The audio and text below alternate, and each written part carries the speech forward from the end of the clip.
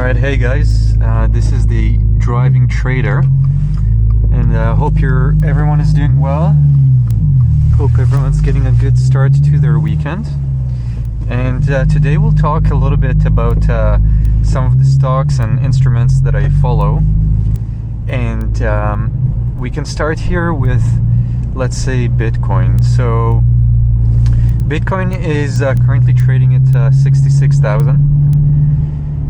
And you know, I think for most people you would look at that and you would say that it's expensive. You couldn't say that that's cheap, Bitcoin. But nonetheless, we're about 50% off of the highs already.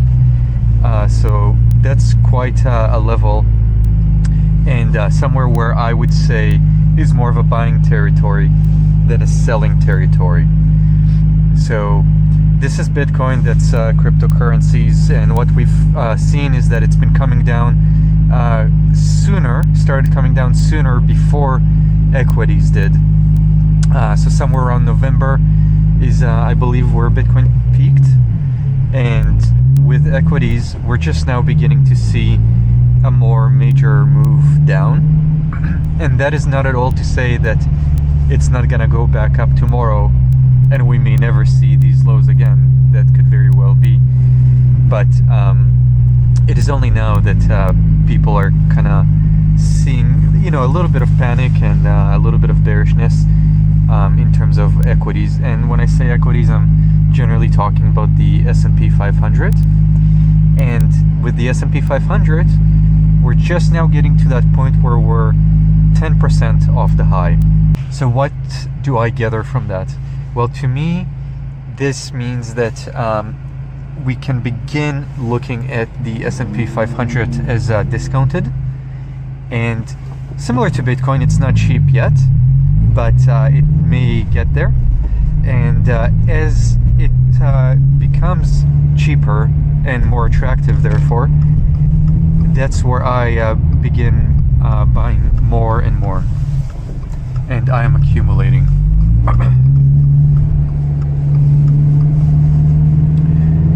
With Bitcoin, I have been accumulating here in this range, and right now the S&P 500, as I said, is 10% off the highs. So what would be an appropriate strategy? Well, if we look at the S&P 500 and we think about something drastic like a 50% reduction, 60% reduction, I don't think there was a 60% reduction maybe like in 100 years or so. Maybe there was one in history, but 50% has happened, 40% has happened, and 30% has happened. These are rare events generally when we're talking about a lifetime, but you know, when we're talking about humanity and stock market in general, stocks, equities, investments, we're talking still about, you know, human cycles, natural cycles that do happen over the decades and over the centuries and over millennia as well, even though that's not relevant to our lives, our current lives. I like to think about it all as sort of a natural cycle and try to do the obvious, simple thing that is just so difficult to do, which is to buy low and sell high. If you are going to sell high. If you are going to buy low. So that's where I'm at, and Bitcoin is in that territory. And I think about the worst case scenario, and I don't think that it's gonna be going much more than, you know, another 50% off from here. So up to $30,000 maybe. I don't think it's even gonna get there. But if you take that as a worst case scenario, well, at least you have a measuring stick to know, you know, how much you could put into it. And I think the key, the way to play this is to just have enough money on the side, because what happens is someone would go into Bitcoin, let's say, it dropped, someone would go into it and they would full port, they would go like all in. And then there's a period where it might go up a little bit, might go down, might stagnate. And if it goes down again, instead of seeing it as more attractive, they may sell because they are disappointed in their previous past action.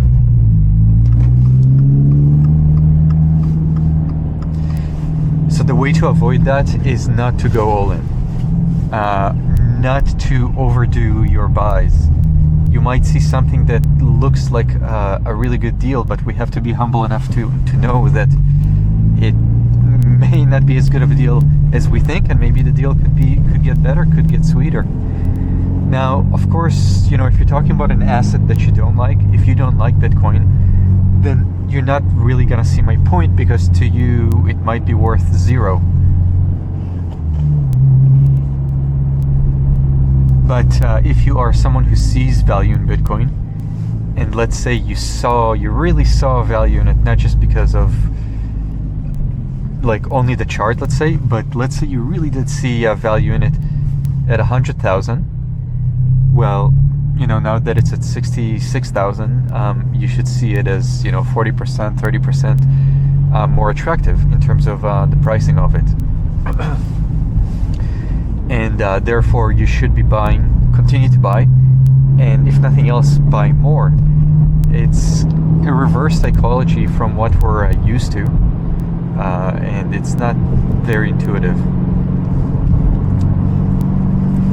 But that would be the key, and the idea would be to have some cash on the side to buy more if you see that asset that you like going down and going down in price, that is, and basically becoming cheaper. Alright, so then that's Bitcoin and the stock market, and let's talk a little bit about oil, and then talk about gold, and that'll be it for now. So oil, from memory here, is just under $100. It actually surprised me a little because it has gone to 100 and over, and then went down, and I didn't think that it would bounce back the way that it is. But the narrative and the things that are happening currently in the Middle East are having an effect, and it's all being prolonged, so it's got an increased effect than what I initially thought that it would have.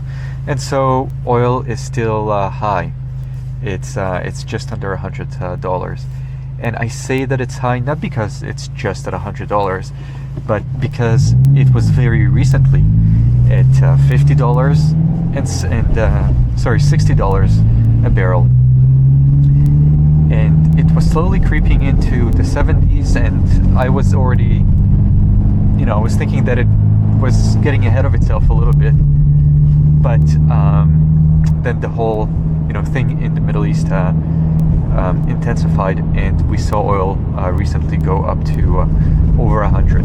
Now it came back down, as I said. I thought it's going to go lower. I still think it's going lower temporarily, maybe in the next few months, but there's definitely some long-term signs here that show a supply and demand curve that for the long term is going to lead us to higher prices, and this $100 a barrel probably will begin to be normalized into the future. But because it's high, relatively speaking, I am a bit of a bear now. I am staying away from the oil sector, sold some assets that I had there, and currently just chilling in cash.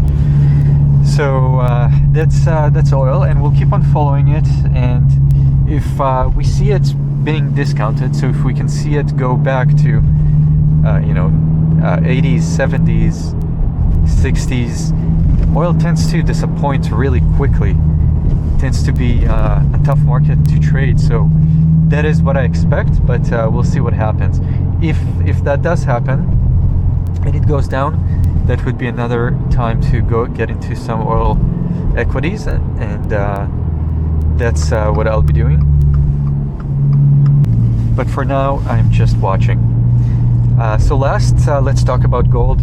Gold had a massive rally, as you probably know, over this last year. It is again expensive. Now, you could say that even in the past, when an ounce was $2,000 an ounce or $1,800 an ounce, that was still expensive. I mean, for what you're getting, I mean, like a little nugget of gold, and that's like $2,000. That's a lot of money for sure. But now, now that it's come up to 50, all the way to 5,500, it's kind of a different ball game. And if you look at the chart, and if you look at how quick that rise was, like I said, just about 1 year, that's just too quick for gold. Gold is a slow instrument, generally speaking, historically speaking, similar to real estate. It takes its time to make these moves. So when it does move so relatively quickly, it gives me the idea that it might not last. And if you're asking what I'm doing, that's similar to oil. I'm just watching it. I've gotten out and sold, which people don't like to hear. Sold maybe about 80%, 85% of my silver and gold holdings. And right now I'm just slowly looking at buying back as we get big dips. But it will be a move that will take time. Again, gold and silver, they just take time. So it might disappoint for the next 2 years, actually. And that is what I expect. Now, it's gotten back up now, maybe only 10% of its highs. And traders, and if you're used to or want to look at big moves, short-term moves, you'll see it as maybe a bounce back.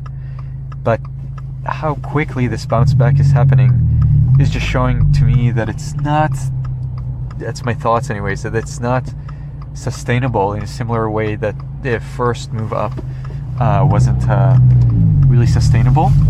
And I think it's a trap, and it will trap people that are going long, that are excited and going long silver and gold, and it will eventually kind of be range bound. And I think later on, maybe in about a year to 2 years, it might begin to let go of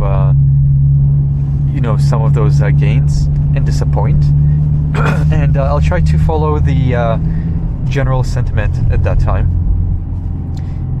and then I'll have a better idea of if I want to get back in. And what I mean is, we'll have to look around and see if gold, for example, is at 3,500, not 5,000, or 3,800, or beginning to slide under 4.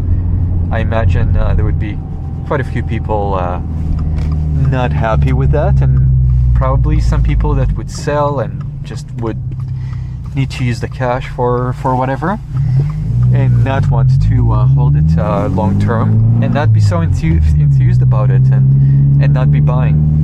If there is such negative pressure on gold and silver, that would be the time where I would be buying, and that's where I would get back into it. So that's for gold and silver, and we've covered oil, we covered the S&P 500, we covered Bitcoin. So let me know where you're at with this. Are you investing in any of those assets that I just mentioned that I like? And let me know, if you agree. You probably agree with some stuff. You probably disagree with some things that I say. Would love to hear from you and chat about it. I'll try to upload a couple of times a week at least, and give these updates, and I might get better at making these videos shorter. Anyways, thanks for watching, guys. See you in the next one.